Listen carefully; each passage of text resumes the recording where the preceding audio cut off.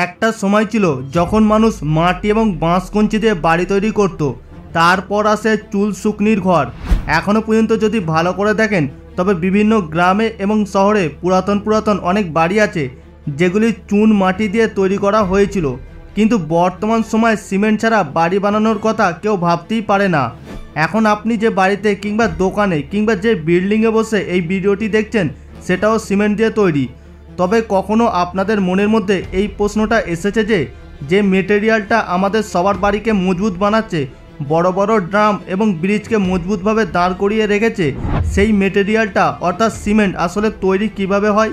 আর এর মধ্যে এমন কি মেলানো থাকে যে দেওয়াল এত মজবুত হয়ে যায়? বছরের পর বছর শীত গ্রীষ্ম সব কিছু সহ্য করেও এই সিমেন্ট আমাদের বাড়িকে রক্ষা করে যায়। একবার ভাবুন, যদি এই সিমেন্ট না থাকতো তাহলে কত সমস্যার আমরা সমাধান করতে পারতাম না। তাহলে চলুন আজকের ভিডিওতে আমরা জানার চেষ্টা করি এই সিমেন্ট কিভাবে তৈরি হয়, কি মেটেরিয়াল থাকে এই সিমেন্টের মধ্যে। সিমেন্টের শুরুর কথা যদি বলা যায় তবে উইলিয়াম অ্যাসামদিন নামক একজন ব্যক্তি 1824 সালে ইংল্যান্ডে আবিষ্কার করেছিল। আসলে ইংল্যান্ডের পোল্যান্ড বলে একটা জায়গা আছে যেখানে একটা পাহাড় আছে যার রঙটা অনেকটা সিমেন্টের মতন। এই কারণে নর্মাল সিমেন্টকে পোল্যান্ড সিমেন্টও বলা হয়ে থাকে। এই তো গেল দুনিয়ার খবর। তবে প্রশ্ন হলো, আমাদের ভারতে এই সিমেন্ট প্রথম কবে শুরু হয়েছিল? তো ভারতে প্রথম সিমেন্ট ফ্যাক্টরি 1904 সালে গুজরাটে পৌর বন্দরে স্থাপিত করা হয়েছিল। তবে অনেক কারণের জন্য এই কোম্পানিটা ঠিক করে চলতে পারে না, বন্ধ হয়ে যায়। এরপর ওই বছরই চেন্নাইতে একটা সিমেন্ট ফ্যাক্টরি তৈরি হয়, যদিও এই ফ্যাক্টরিটাও তার কাজেতে সাকসেসফুলি হয়নি। তবে চেন্নাইয়ের ফ্যাক্টরিটার একটা স্পেশাল ব্যাপার ছিল যে এই ফ্যাক্টরিটা সিপিওর উপরে আধারিত ছিল। তবে অনেক স্ট্রাগল করার পরে 1912 এবং 1913তে গিয়ে গুজরাটের পৌরবন্দরই একটি সাকসেসফুলি সিমেন্ট ফ্যাক্টরি স্থাপন করা হয়। তো সিমেন্টের ইতিহাস তো আপনি মোটামুটি জেনে নিলেন। এবার চলুন দেখার চেষ্টা করা যায় যে ফ্যাক্টরিতে এই সিমেন্ট কিভাবে তৈরি করা হয়। আসলে সিমেন্টের ফ্যাক্টরি কেউ যেখানে সেখানে লাগাতে পারে না। এই ফ্যাক্টরিকে স্থাপন করার জন্য কিছু জিনিসের উপর গুরুত্ব দেওয়ার দরকার। আসলে সিমেন্ট বানানোর জন্য কাঁচামাল অর্থাৎ র মেটেরিয়াল কাছাকাছি থাকার দরকার। তার সাথে সিমেন্ট বানানোর জন্য যে সমস্ত মেটেরিয়াল দরকার সবই যদি এক জায়গায় পাওয়া যায় তাহলে সেই জায়গায় সিমেন্ট প্রোডাকশান ভালো হবে এবং কষ্ট কম লাগবে। একে বানানোর জন্য যে কাঁচামাল অর্থাৎ র মেটেরিয়াল ইউজ করা হয় সেগুলি অনেক ভারী এবং সস্তা হয়।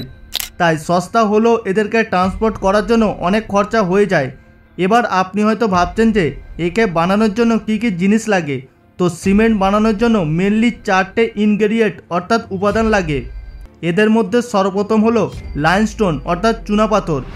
চুনাপাথরের মধ্যে ক্যালসিয়াম কার্বনেটের পরিমাণ সবথেকে বেশি থাকে।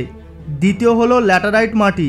এই মাটি লাল রঙের হয় আর এই মাটির স্পেশাল ব্যবহার হলো একে কুক করা যায়। তৃতীয় হলো সেলস্টোন। এটা কালো রঙের পাথর হয় আর এই কালো পাথর যে কোনো পাহাড়ের কাছাকাছি খুব ইজিলি পাওয়া যায়। আর সিমেন্ট বানানোর চতুর্থ উপাদান হলো এক ধরনের লাল মাটি। এগুলি ছাড়া সিমেন্ট সিলিকা এবং অ্যালুমিনার ব্যবহার হয়ে থাকে। সিমেন্টের উপাদানে কোলেরও প্রয়োজন হয়। 1 টন সিমেন্ট তৈরি করতে মোটামুটি 250 গ্রামের মতন কোলের দরকার পড়ে। এই কারণে সিমেন্ট ফ্যাক্টরি সেই সমস্ত জায়গাতেই তৈরি করতে হয় যেখানে প্রথমত সিমেন্টের ডিমান্ড খুব বেশি থাকবে এবং দ্বিতীয় চুনাপাথর অর্থাৎ লাইমস্টোন খুব ইজিলি পাওয়া যাবে। কারণ লাইমস্টোন অর্থাৎ চুনাপাথর সিমেন্ট তৈরির সবথেকে মেন উপাদান আর এটা সিমেন্টের টোটাল ওয়েটের 60 থেকে 65% পর্যন্ত হয়। সিমেন্ট ফ্যাক্টরির কাছে যদি চুনাপাথর খুব ইজিলি পাওয়া যায় তাহলে এতে ট্রান্সপোর্টের খরচাও অনেক কমে যায়। এই কারণে সিমেন্ট কোম্পানি অল্প ব্যয় করে অনেক বেশি প্রফিট করতে পারে। এবার চলুন জানা যাক যে এই সিমেন্ট তৈরি হয় কিভাবে। সবার প্রথমে সিমেন্ট বানানোর জন্য চুনাপাথর বের করতে হয়। এই লাইমস্টোন বড় বড় পাহাড়ের মধ্যে থাকে। পাহাড় থেকে এই র মেটেরিয়াল বের করার জন্য পাহাড়ের মধ্যে ব্লাস্ট করাতে হয়। ডাইনামাইটের বড় বড় ব্লাস্টে অনেক বড় বড় পাহাড়ও ভেঙে পড়ে এবং পাহাড় ভাঙার পর ছোট ছোট পাথরের টুকরো ওখান থেকে বেরিয়ে আসে। তারপর ওই পাথরগুলিকে ট্রাকের মধ্যে লোড করে ফ্যাক্টরি পর্যন্ত নিয়ে আসা হয়। এরপর প্রধান 4টি উপাদানকে এক এক করে ক্রাশিং মেশিনের দিকে নিয়ে যাওয়া হয়। কনভেয়ার বেল্টের সাহায্যে এই ক্রাশিং মেশিন এই সমস্ত জিনিসগুলিকে ছোট ছোট সাইজে বারিক পাথরের টুকরো ভেঙে দেয়। এরপর ওই 4টি জিনিসকে ভালো করে মিক্সিং করে কনভেয়ার বেল্টের সাহায্যে আগে পাঠিয়ে দেওয়া হয়। এরপর ওই মিক্সচারকে একটা বড় ভাঁটির মধ্যে প্রায় 1450 ডিগ্রি সেলসিয়াসে কুক করা হয়। এত হাই টেম্পারেচারে গরম করার পরে এদের মধ্যে যে ন্যাচারাল কম্পাউন্ড ছিল সেটা ব্রেক হয়ে যায় এবং নতুন একটা কম্পাউন্ড তৈরি হয়। ভাটি থেকে এটা খুব ছোট ছোট টুকরো আকারে বাইরে বেরিয়ে আসে, যাকে সিমেন্টের ক্লিংকার বলা হয়ে থাকে। এরপর ওই ম্যাটেরিয়ালকে কুলারের মধ্যে নিয়ে যেতে হয়। কুলারের মধ্যে এই ম্যাটেরিয়ালকে 70 থেকে 80 ডিগ্রি সেলসিয়াসে রাখতে হয়। তারপর সর্বশেষে এই টুকরোগুলিকে একটা গ্রাইন্ডারের মধ্যে খুব মিহির করে পিষে নিতে হয়, আর গ্রাইন্ড করার পরই সিমেন্ট তৈরি হয়ে রেডি হয়ে যায়।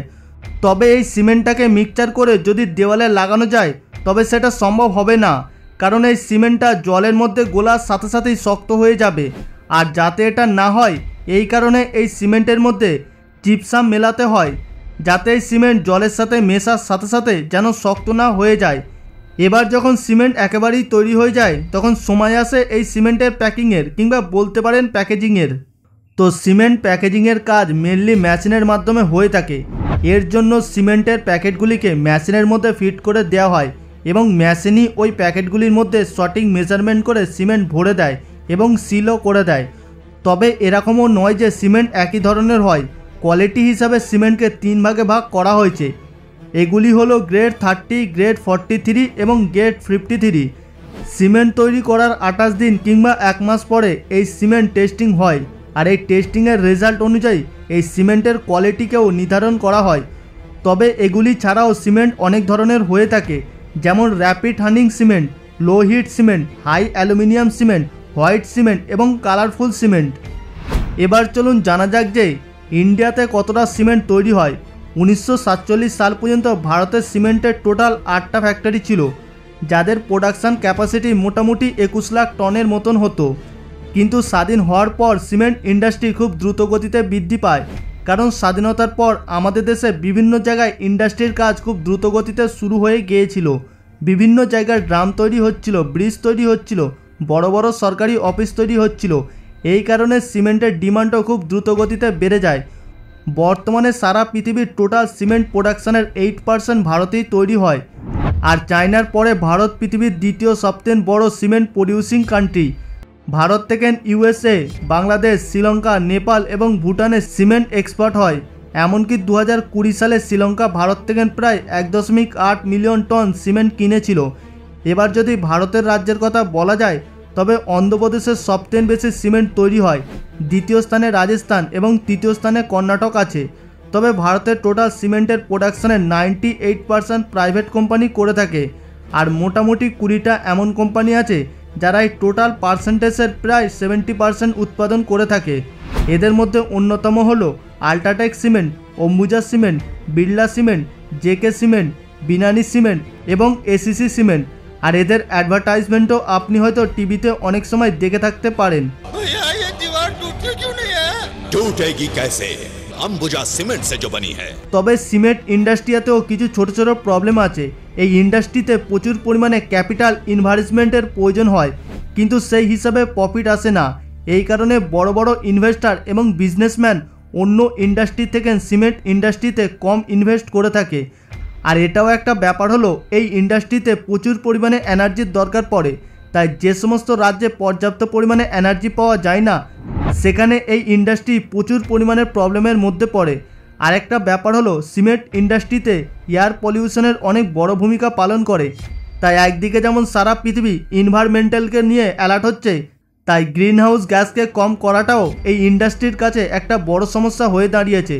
তো সর্বশেষে একটা ইম্পর্টেন্ট কথা, আপনি যখন একটা বাড়ি তৈরি করবেন তখন আপনি নিশ্চয়ই চাইবেন যে ভালো কোয়ালিটির জিনিস বাড়িতে ইউজ করতে, কিন্তু অনেক সময় বাজারে কম দামেতে নকল সিমেন্ট বিক্রি হয়ে যায়। তো সেই দিক থেকে একটু সাবধানে থাকবেন। তাই যে কোনো কনস্ট্রাকশনের কাজ শুরু করার আগে আসল কিংবা নকল সিমেন্টের মধ্যে পার্থক্য করাটাও জেনে নিতে হবে। আসল সিমেন্ট চেনার একটা পদ্ধতি আমি আপনাদেরকে বলে দিতে পারি। যে কোনো ওয়েদারিতেই আপনি যখন আসল সিমেন্টের মধ্যে হাত দেবেন তখন সেটা সবসময় ঠান্ডা থাকবে। যদি সিমেন্টের মধ্যে হাত দিয়ে আপনার গরম অনুভব হয় তবে ভেবে নেবেন ওর মধ্যে কোনো না কোনো ভেজাল আছে। আর তার সাথে কেনার সময় এর ম্যানুফ্যাকচারিং ডেটটাও অবশ্যই দেখে নেবেন, কারণ এক্সপার্টদের মত অনুযায়ী সিমেন্ট ম্যানুফ্যাকচার করা 3 মাসের মধ্যে একে ব্যবহার করলে সবচেয়ে ভালো ফল পাওয়া যায়। তো বন্ধুরা, আমাদের আজকের এপিসোড এখান পর্যন্ত। আজকের ভিডিওটি আপনাদের কেমন লাগলো নিচে কমেন্টে অবশ্যই জানাবেন। যদি ভিডিওটি ভালো লাগে ভিডিওটিকে একটি লাইক করে দেবেন এবং সকলের সঙ্গে শেয়ার করে দেবেন। আর আপনাদের মধ্যে যারা নতুন দর্শক তারা এখনই আমাদের চ্যানেলটিকে সাবস্ক্রাইব করে পাশে থাকা বেল আইকনটিতে ক্লিক করে রাখুন। দেখা হচ্ছে পরবর্তী এপিসোডে। ভালো থাকবেন, ধন্যবাদ।